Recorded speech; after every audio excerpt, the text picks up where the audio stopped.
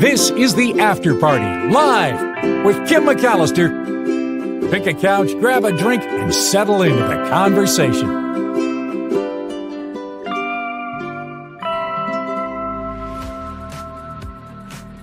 It is the After Party live on a Travel Tuesday. Thank you for being here. It looks like both Mark and I have voice things happening, and I can't seem to shake whatever it is that is causing me to end the show a couple of minutes early, right about the time my voice gives out. But thank you for being here, and thank you for your patience as well. When that show ends, this show begins, and there's a lot to talk about today, from some really cool archaeological finds to some paint that changes color. I'm fascinated by it, and I hope you will be too. Checking in on the chat, hello to you, Liz, and to Be Aware. And Sandy, hello to everyone who's joining the show. Looking at the chat, it seems like Jim says he needs to get the metal detector he got for Christmas and go looking for some Iron Age artifacts. Let's get right into it then, Jim, because I'm telling you, this is one of the biggest hauls of Iron Age artifacts that has been found in the UK, and it's actually pretty amazing. So here's let's see, let me get to the story here. This is incredible, really incredible. There's so many pictures to show you about what they found. Scrolling back up, here's one of the pictures. That looks creepy, doesn't it? Looks like the guy from The Mask is what it looks like. The haul uncovered by a guy with a metal detector in Yorkshire, England. It's called the Malonsby Hoard. They found more than 800 Iron Age artifacts near this North Yorkshire village. They're calling it a once-in-a-lifetime hoard of Iron Age artifacts. The items were found in 2 ditches in this area in 2021. And we're just hearing about it now. The man with a metal detector, his name is Peter Heads, and Mr. Heads reported the location to the authorities, and archaeologists went out to take a look. And what they said was, this is very clear that this is a once-in-a-lifetime discovery. It is the scale and size that is exceptional for Britain and probably all of Europe. It includes pieces of vehicles, items like a wine mixing bowl, decorated in both Mediterranean and Iron Age styles. They say whoever originally owned these things was probably part of a network of elites across Britain into Europe and even the Roman world. These artifacts are about 2,000 years old. They include the partial remains of wagons, ceremonial spears, pony harnesses. I mean, look at the wad of stuff they had to sift through. In this picture, you can see wheels and a cauldron.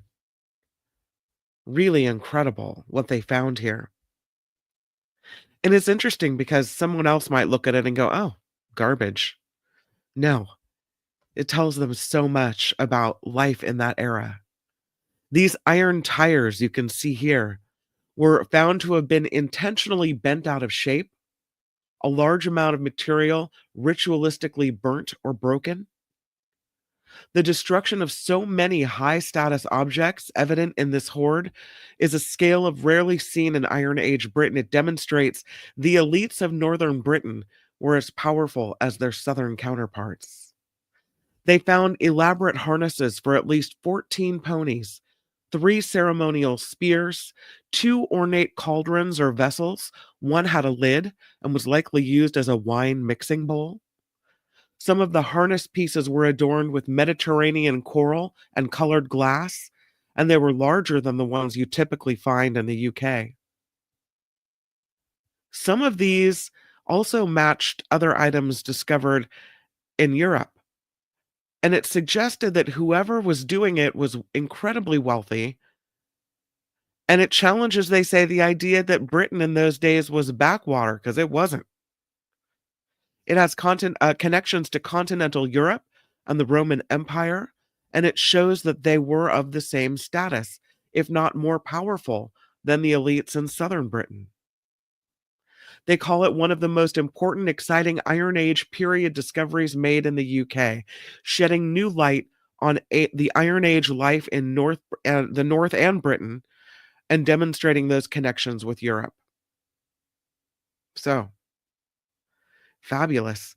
The value of the hoard calculated to be worth at least 254,000 pounds. One of the ditches was examined on the site, the other extracted as a whole.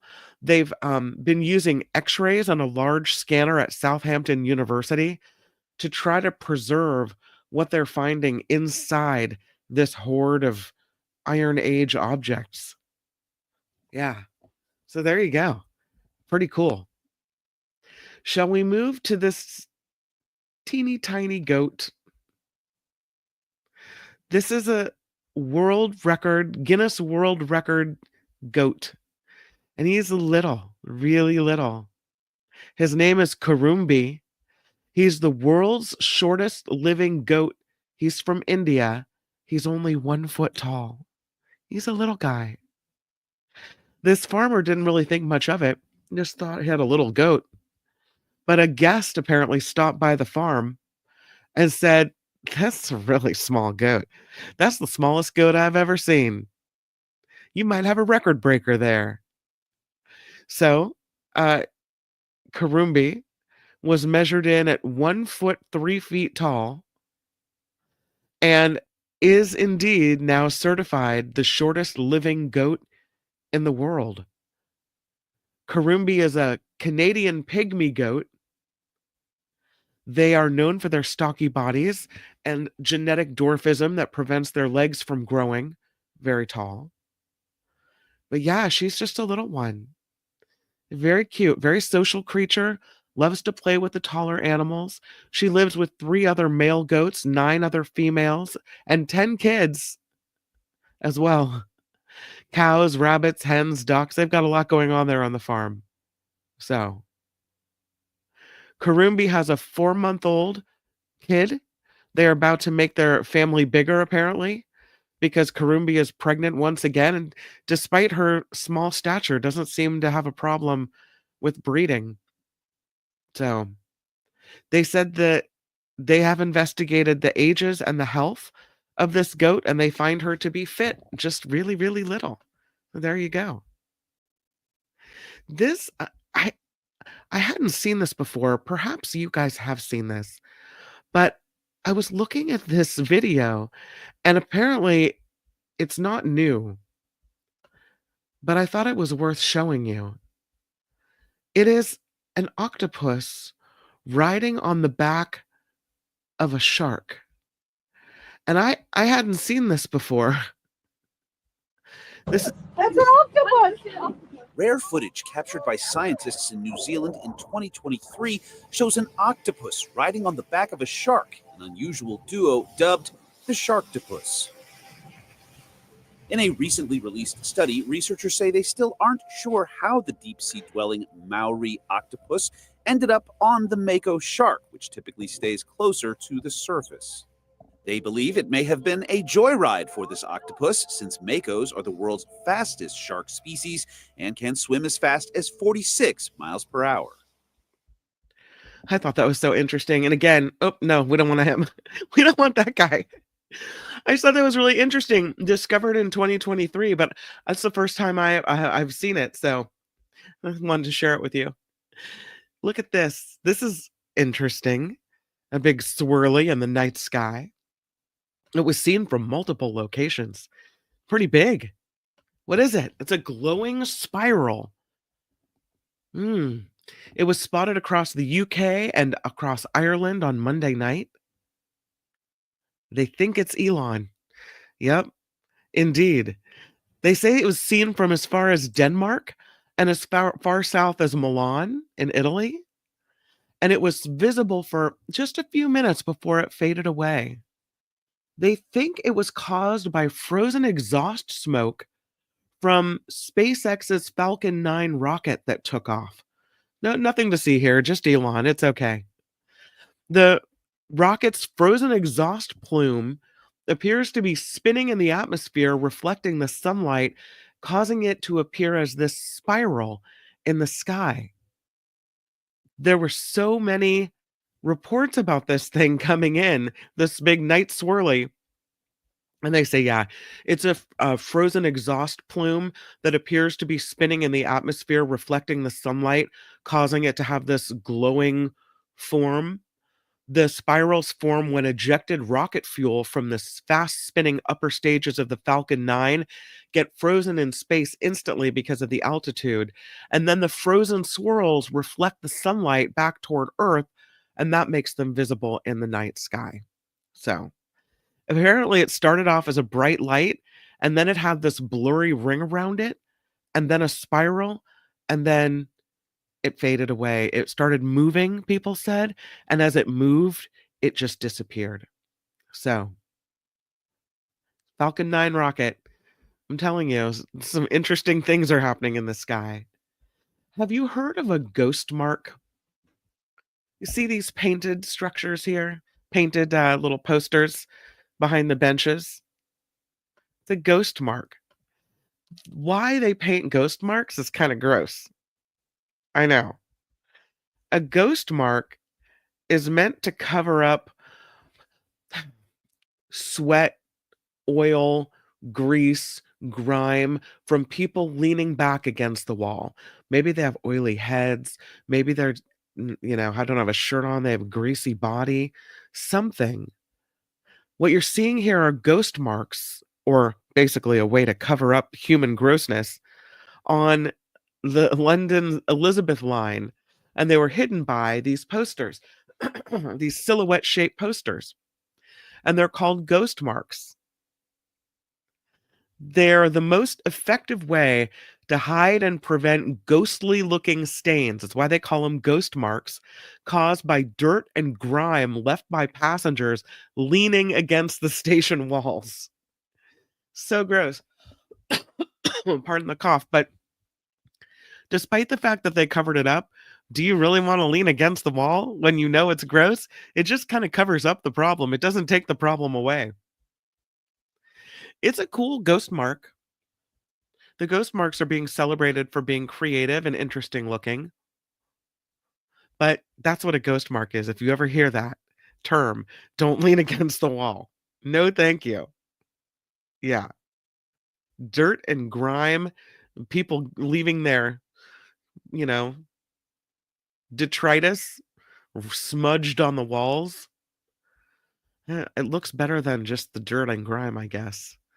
But there's that thing that the thinking, would you rather cover it up even though it's still there?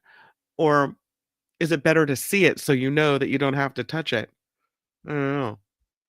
Hey, we'll go back to archaeology now, because there was a tomb of an ancient military commander that was found. And it's pretty extensive, found in these 8 rooms. Check this out. Yeah. Egypt's Supreme Council of Antiquities announcing the discovery of a tomb belonging to a high-ranking military commander who served during the reign of Ramses III. That was 1184 to 1153 BC. The burial uncovered during excavations at the site of the Tel Raud Iskender in Ismailia.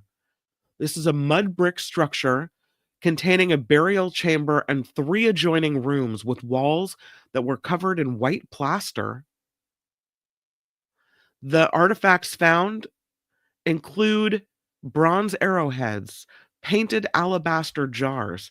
I have a picture of the painted alabaster jar. Bronze arrowheads. There's the painted alabaster jars. So interesting what they buried with people. They had a collection of beads, a small ivory box, a gold ring engraved with a cartouche of Ramses III, the soldier buried with a ceremonial scepter, which archaeologists think attests to this man's prestigious military rank. The presence of his tomb at this site underscores the strategic military location of this area in the New Kingdom. They say the site plays a crucial role in securing Egypt's eastern borders with fortresses, strongholds constructed for defense. So, pretty interesting. Here's some other things they found in this tomb. Fascinating. There's the arrowheads that they found. There's some more of them. I guess it would make sense they're in the military commanders, right? Look at the mosaic inlaid tile. There's a lot of things that he was buried with. Fascinating. Some scarab beetle-like carvings. And here's the tomb itself, or one of the rooms where all of the items were found, many of the items. You can see how there's different rooms associated with this tomb. I don't think we're doing burials right. We just dig one hole. They dug like a whole network of things. You have to do like your own tomb house with stuff. There it is. And there's another one of the ornate vessels with carvings. Look how old that. Imagine the person that carved that. And the inlaid colors. Just fascinating. Yeah. Anyway, I wanted to bring that to you. I thought that was pretty interesting. Those are these old things they find. I'm telling you. Yeah, again, there's the tomb. How about to the lotto of the day? Something a little more fun, happy, in a way. At least for this guy. He picked these lottery numbers. They're kind of the evil lottery numbers. He picked 3 6s. And apparently it was a lucky 3 6s. He won $500 playing 3 6s in a daily 3 lottery drawing. And he took of that 500, 100 and let it ride. He bought a fast cash ticket and he wound up with a $2.39 million jackpot. Yeah, this happened in Michigan, in Shiawassee County. The man said, I played 666 on a couple daily 3 tickets and one big. I decided to take $100 of my winnings and buy some fast cash tickets because the jackpot was so big. So he bought $100 worth of jackpot slots millionaire tickets from King's Corner Market. As soon as the clerk handed me the tickets, he said I ran my eyes over them to see if I had won anything. I was absolutely shocked to see that I hit the jackpot for $2.39 million. We started celebrating in the store. Then I got home to make the best phone call I've ever made to my family and friends to tell them the big news. Everyone has been so happy for me and my wife, he said. They are going to take the winnings, the 2.39 mil, and they are going to be paying off bills. They're going to be making investments. Yeah. So pretty good for him and his creepy, weird numbers. But you know what? It paid off. Here's an interesting story. There's a new development about color changing paint. There's a designer, inventor, that thought, why don't we have climate responsive paint? So his name is Joe, and he developed this paint that changes from white in the summer to black in the winter. In order to figure out what colors were best, he said he looked behind the science of mood rings to develop what he calls a thermochromic house paint. It changes from dark to light when the outdoor temperature hits 25 degrees Celsius. So here it is on a cold day in its black paint state. And then in the summer, it automatically changes, lightens up to white paint. It's still in early development, he says, but the testing has shown the color change can affect a building's indoor air temperature by as much as 7 degrees Celsius. He said there's no smart tech, no moving parts, just a simple shift in color that can cut energy use dramatically. He said he started working on this paint during a home renovation that he was doing, And while he was trying to choose an exterior color based on what would bring the most energy savings, he said most of the information he found was about what happens to surface temperatures, but not how that transfers to the interior of the home. So he said, I decided that I would postpone my decision on the paint and run a test. He said, I tend to have 5 tests going on at all times. So he develops this paint. It's pretty interesting. He found a white house was 7 degrees Celsius cooler than a black house in the summer and up to 4 degrees colder in the winter. And he says those results do line up with findings in scientific studies. So, to create the paint, he used a very simple chemical reaction, the same one used in the mood rings, containing liquid crystals that change color in response to temperature changes.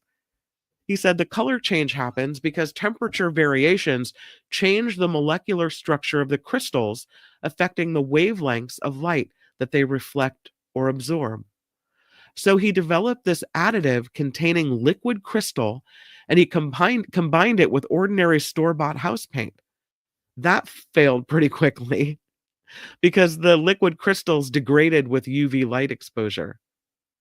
So then he tried again, and this was more successful. So now he's looking for a manufacturing partner to help him continue this testing and bring this product to market. The question he has, how long does the effect last? And that's why he wants to do more testing and bring more people into this. He said the science is robust, but it's about uncovering the unknowns and solving for them. He thinks this paint will be beneficial not only for people's homes, but schools and factories and other large buildings. He said he's too impatient. He went and painted his house black because he didn't have time to wait for all the testing. So he won't benefit from it for now. But it could be something. We'll see. Yeah. Again, there it is in the summer, and here it is in the winter. That's a pretty dramatic color shift, I think. I don't know. They discovered something at Yellowstone. It is a brand new vent. I saw the story on SF Gate. The geologists were saying this is a pretty big discovery and it could change the look of this valley. In August of last year, there was a ranger in Yellowstone. If I said Yosemite, I'm sorry, Yellowstone, driving between Mammoth Hot Springs and the Norris Geyser Basin. When the ranger saw a plume of steam, wondered though, is that a steam? Is that a wildfire? We don't usually see that in this area, but it turned out to be steam from a new thermal vent. This according to the U.S. Geological Survey's Yellowstone Volcano Observatory, announcing this new discovery. So the ranger notified the park geologists. They went out through this boggy marsh to reach this area where there's a bunch of old pine trees and this new vent. They said you wouldn't know it from the road, but this stand of trees is hiding a rhyolite lava flow. It's a thick type of lava that tends to form short, chunky flows throughout the Yellowstone caldera. And this new thermal feature stems from the base of the lava flow. There are, in Yellowstone, more than 10,000 hydrothermal features, geysers, hot springs. More than 100 major hydrothermal areas sit within Yellowstone Park. So it's not necessarily surprising that this would happen, but they say this new hydrothermal feature is another piece of evidence of this changing landscape. It's very interesting. They say it's a dynamic, changing landscape, and they only recently had the technology to track this kind of thing. This new thermal feature is what's referred to as a roadside springs thermal area. The name says that they've got a lot of hot springs in this area as well, and it's hot. above 170 degrees Fahrenheit. The area around it thinly covered with gray clay. And they say that the thinness of that clay is an indicator of the young age of this feature. It's probable, according to the Yellowstone Volcano Observatory, that this new hydrothermal feature is connected to activity that started nearby back in 2003, where they discovered hydrothermal features on the other side of the lava flow close to Nymph Lake. It's too soon, though, they say, to tell how this new vent could influence the landscape around it, but they say it tends to impact vegetation. The hot mineral-rich waters can kill trees, change the characteristics of the surrounding soil. They say if this feature continues to be active, it wouldn't be surprising if the trees around it turned brown and fell over. So, the new vent has already evolved and shifted since they found it in August. It remained active through the fall, putting out a plume of steam that was really visible on chilly mornings. It's still active, but now it's putting out little to no steam. And that's normal because they change. The amount of water changes, the color changes, other aspect changes as well. So, interesting. Yeah, the science of this is really interesting. They say only time will tell on this one if it'll be visible from the highway this summer like it was last summer, and how it evolves over the course of the seasons. So geologists at Yellowstone are planning to check on this feature again this summer once the snow melts and they can really gain better access to it. Endlessly interesting is what they call it. To see everything every time you go, how you notice different things and new things as well around Yellowstone. There was one of these sound playgrounds at a school that my children attended. It is so amazing to watch children explore with sound. The one at my kids' school had a giant xylophone, pipes with mallets that you could hit that made different sounds depending on where you hit with the pipe.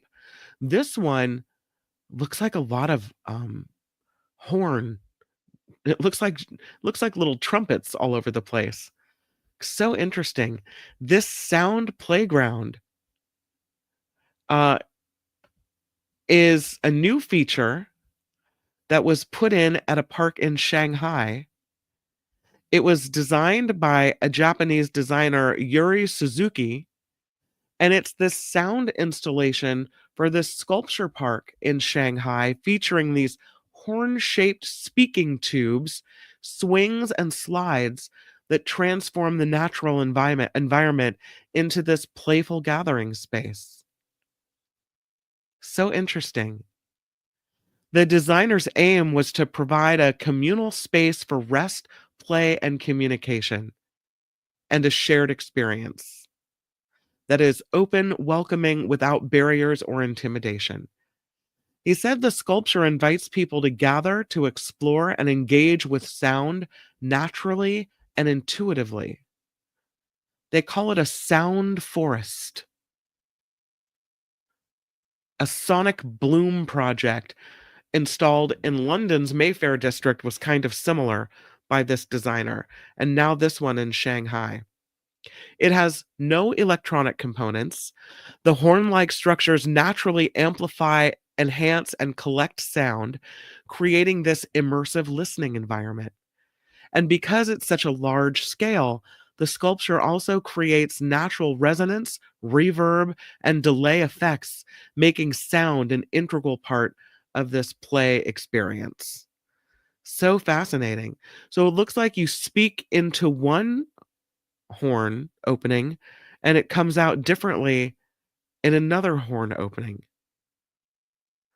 They have incorporated street furniture as well as playground swings and slides.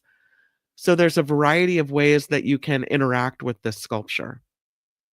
And this is a little bit different than this sound forest, sound garden that was put in at my children's school, which is more, you really had to make the music to hear it, and it was amplified in different ways and very interesting. But this one is more, I don't know, less actively banging on things and more just seeing how these tubes affect sound and carry sound, which is really fascinating. They used primary colors that stand out against the greenery of the park. I love it. I love this. It, really brings kind of science and art to the park. So, very cool. Very interesting. That again is in Shanghai. So, the next time you're hanging out in Shanghai, you got to go check it out. All right, it is time. Are you guys ready for it? Here it comes. We are going to Travel Tuesday.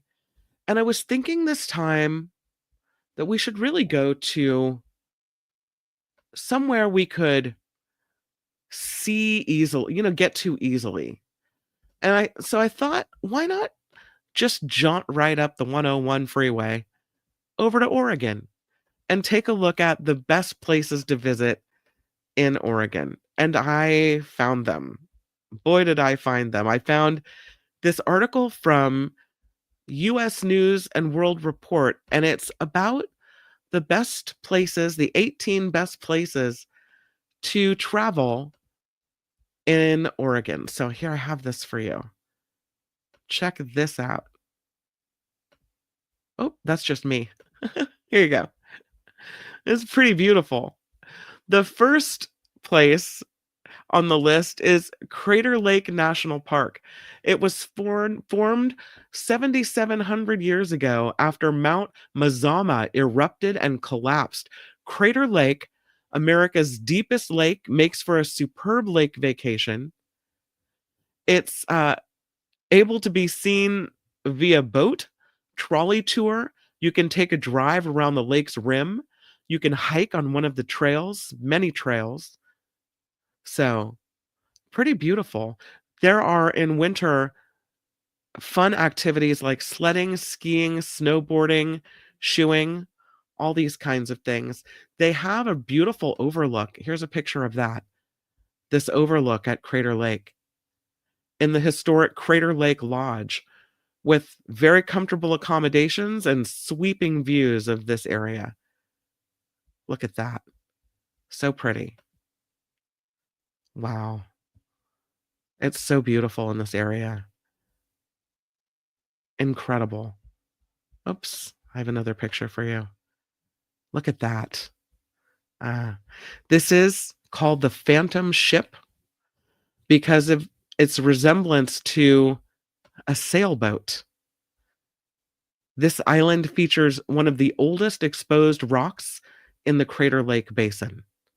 So that is the Phantom Ship. Pretty cool. Here's the Mount Scott Trail, and this will take you to the tallest peak in the Crater Lake National Park. I'll take that trail with you guys. Let's go on a little walk. Very cool. In addition to being, they say, one of the deepest lakes, look at the colors in that lake. So pretty. In addition to being one of the deepest lakes in the United States, Crater Lake is one of the clearest lakes in the world as well. The Crater Lake National Park stretches for more than 183,000 acres. So it's vast. And all kinds of trails to take here. 33 miles of the iconic Pacific Crest Trail wind through this area. There is, during certain seasons, amazing wildflowers to be seen. The common red paintbrush will bloom. So pretty. The Senate Memorial Overlook also provides some great viewing.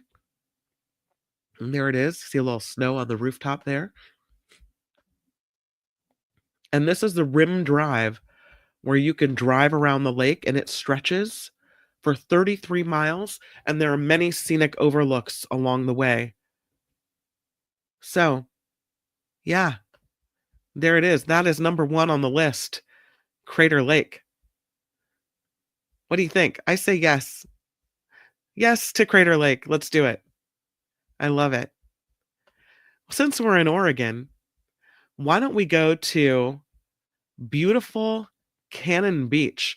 I have driven by Cannon Beach, and I am just in awe of this incredible place.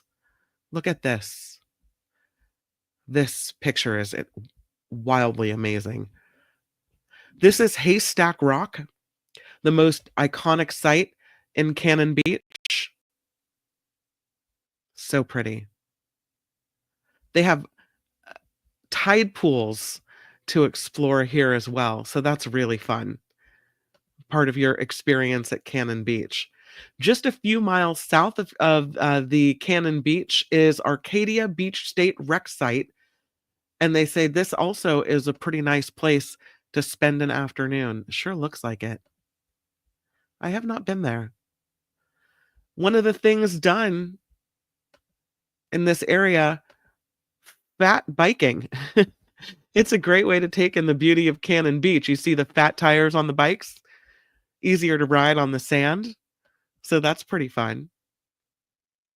There is a 1920s roller rink. The Coastal Theater Playhouse. It was a roller rink in the 1920s, and it's now been remodeled into the Coastal Theater Playhouse, and it's a community area. They've got plays, musicals, and performances throughout the year. So that's something else fun that you could do in this area.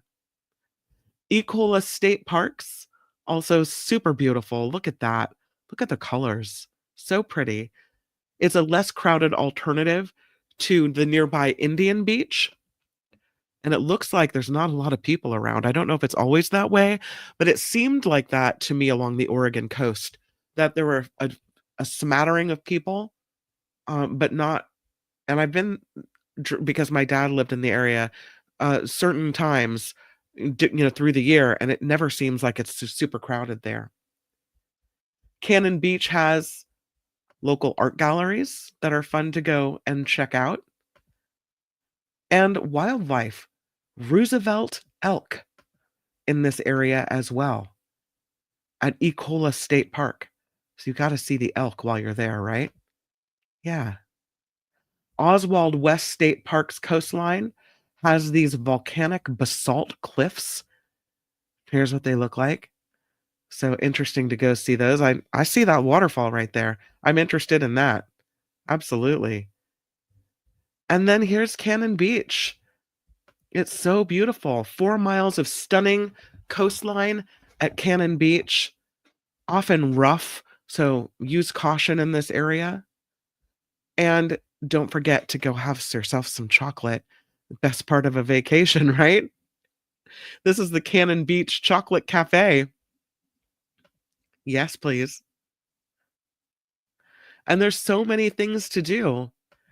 Biking trails in this area. Hug Point State Recreation Site.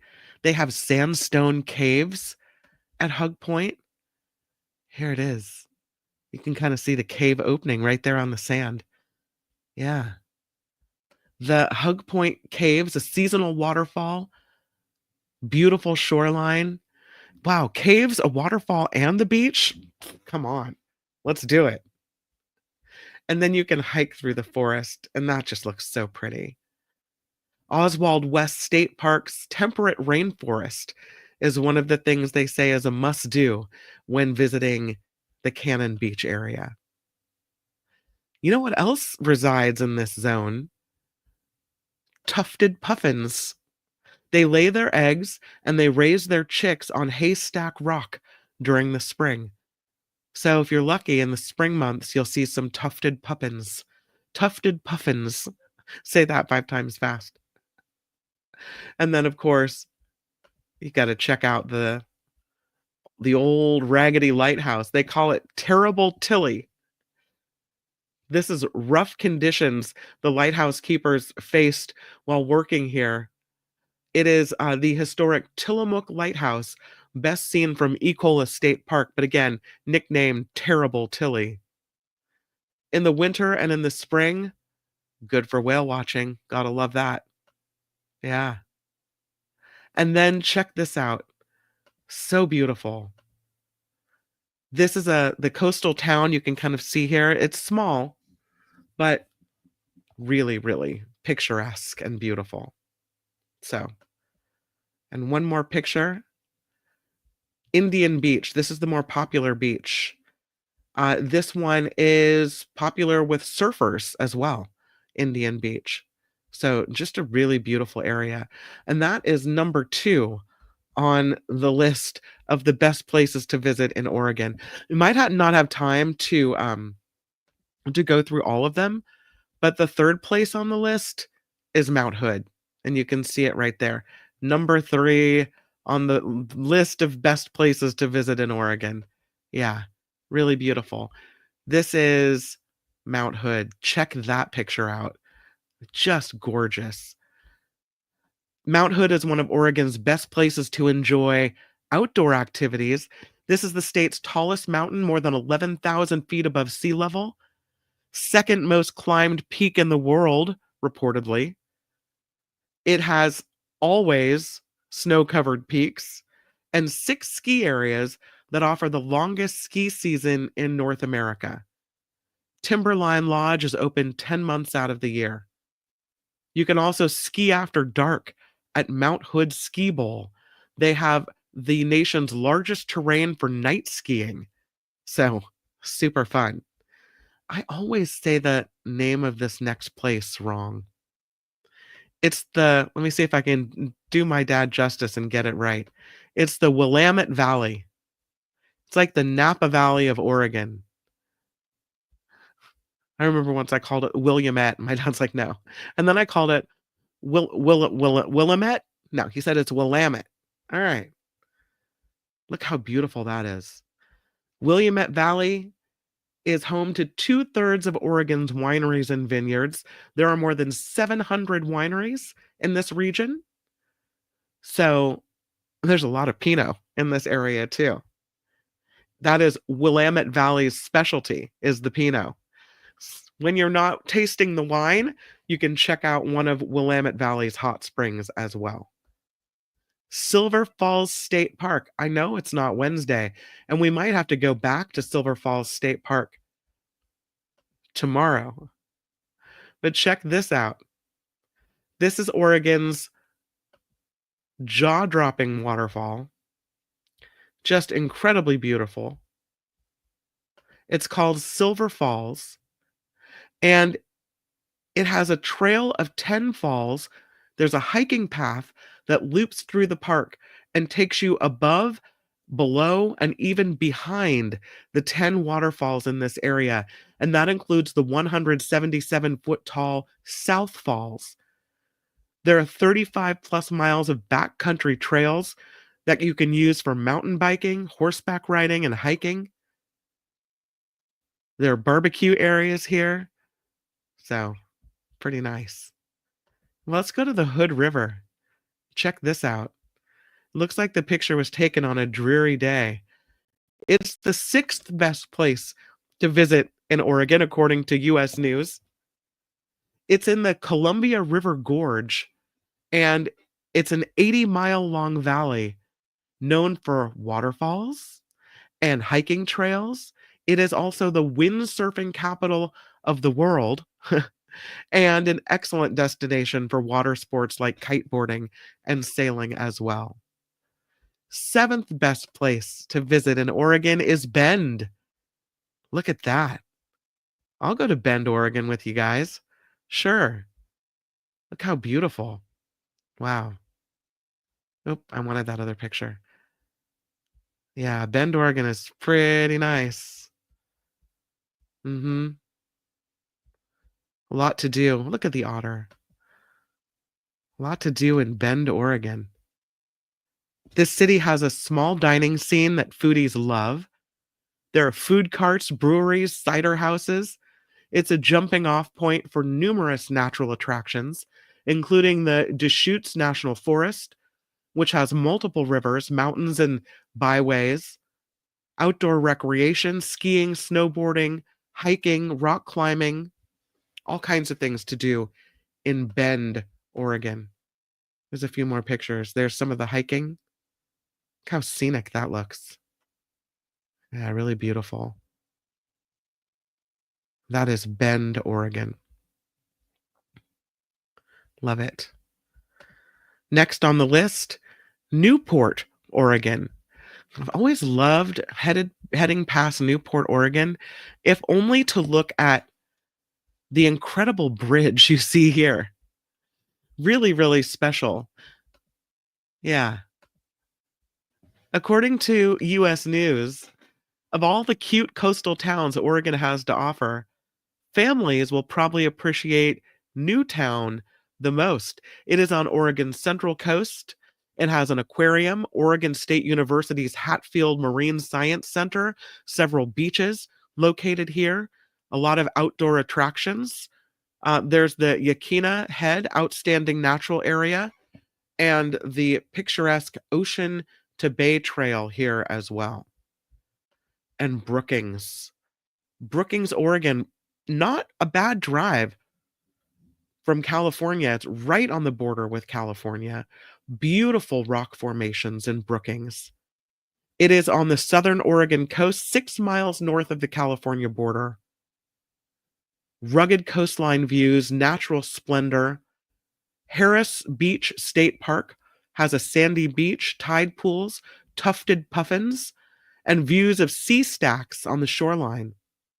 And then you can drive up the coast on the Samuel H. Boardman State Scenic Corridor for 12 miles of breathtaking ocean vistas. They say you can catch a movie at the local cinema, grab a beer at Chetco Brewing Company, or stroll through Azalea Park. Really beautiful. Next place to visit in Oregon, Portland. What a city this is. Like San Francisco and others, a homeless problem here and a crime problem as well. But it is affordable and interesting. There's a lot of food stuffs to be had here. There's Voodoo Donut. There's Kachka, which is Eastern European fare. Cultural sites like Forest Park, which is one of the largest urban parks in the country. The Portland Art Museum as well. And of course, Powell's Books. You have to check that out. It's one of the largest independent bookstores in the world, and that place is incredible. How about Astoria, 11th on the list? It's pretty nice. Look at that. It is the setting of the Goonies filmed here. The original Goonies house, the Oregon Film Museum, featured in the opening scene of the Goonies. But it has a rich heritage as well. It's right on the Columbia River, and it was a prime fur trading post in the 1800s. So there's a lot of maritime history in this area. You can look at the Victorian houses in Astoria.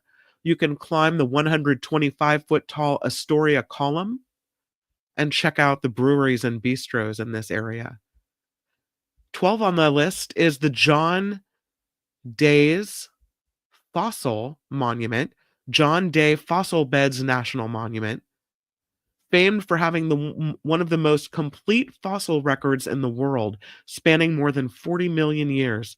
You can hike through and explore fossils and rock layers in the park's 3 separate units. There's the Sheep Rock Unit, which is home to the Monument's Visitor Center, and the Painted Hills Unit, which you can check out layered rocks, and the Clarno Unit, which you can see the jutting Palisades rocks towers formed in volcanic mudslides.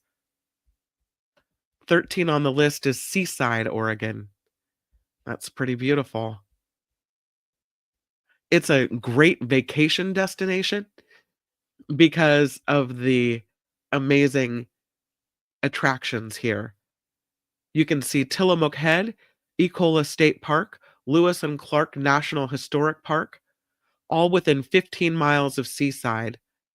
Hiking, wildlife viewing, the beachfront promenade, the Seaside Aquarium, and the Captain Kidd Amusement Park in Seaside, Oregon. And this is where my parents lived, my dad and stepmom, in Florence, Oregon. So pretty. This is very close to Oregon Dunes National Recreation Area. A lot of sandboarding opportunities here and dune buggying through the sand dunes. So the Sea Lion Caves are here. The largest sea cave in the country. You can ride horses on the beach. Julia has done that. You can fish on the lakes, play golf on a coastal course. And then you can see here the Heceta Head Lighthouse. Historic Old Town Florence is super cute as well. There are shops and art galleries. Very fun. And then Mount Bachelor is next. It is the 15th best place to visit in Oregon. Love the pictures. Here it is. Mount Bachelor has 4,300 skiable acres, the highest skiable elevation in the state, one of the country's top ski destinations. There are lots of trails for experienced skiers, but big beginners. There are runs for you as well. Oh, pretty cool. Oregon Dunes National Recreation Area, number 16 on the list. A pretty area. Endless sea of sand.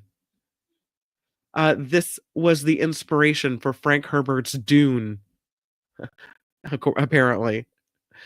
You can check out the tallest dunes by hiking the John Dellenbach Dunes Trail. And they have high-speed ATVs and dune buggies. You can hop on a sandboard. We've been sandboarding several times in this area. Pretty special. Have you ever been to Tillamook? It's not just a place where they make the cheese and the dairy. It's a small town in Northwest Oregon. Hiking, kayaking, crabbing, clamming, fishing, all kinds of outdoor activities here in Tillamook. What a great place to take a vacation. It is famous for its dairy industry. So if you're going to Tillamook, you really do need to stop by the Tillamook Creamery, where they give you a sample of free ice cream as you check out what happens there. I remember looking through the glass at Tillamook, and the people below doing the jobs, it felt like you were looking at animals in a cage, and they would look up occasionally and just have the most annoyed look on their face. But still, it's interesting to see how they do everything.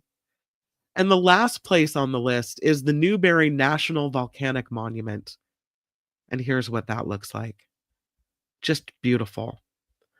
It is about 12 miles south of Bend in the Deschutes National Forest. Newberry National Volcanic Monument has one of the most unique landscapes in Oregon. 55,000 acres filled with lava flows and fascinating geological features, including a lava river cave and a lava field where NASA astronauts trained to walk on the moon back in the 1960s. There's the Paulina Peak, which you can climb to the top of for some incredible views. Biking, boating, fishing, all some of the things that you can do in this area. And so, we've been to Oregon, and these are some of the best things to do there. I hope that wasn't too long, and I hope you liked the pictures. Thank you, everyone, for being here. The Mark Thompson show, hopefully featuring Mark Thompson tomorrow, is going to be really amazing. John Rothman will join on Thursday instead of Wednesday because he had a conflict this week. Pardon me, but tomorrow on the show, an incredible author who has a new book and has written several books. She's an archaeologist, which piques my interest right away. And she writes a lot about autocracy, Trump, the rise of autocracy. It'll be really interesting to visit with her. That's going to be an amazing interview.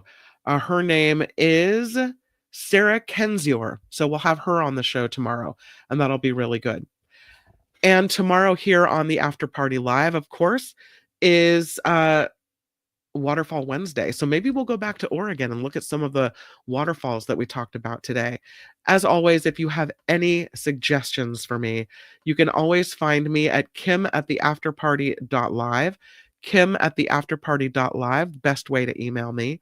And thank you so much for being here. I hope you go out there and make it a really great rest of your Tuesday. And again, I'll meet you right back here on YouTube tomorrow at 11 a.m. Bye, everybody. The After Party Live would like to thank the following contributors and viewers like you.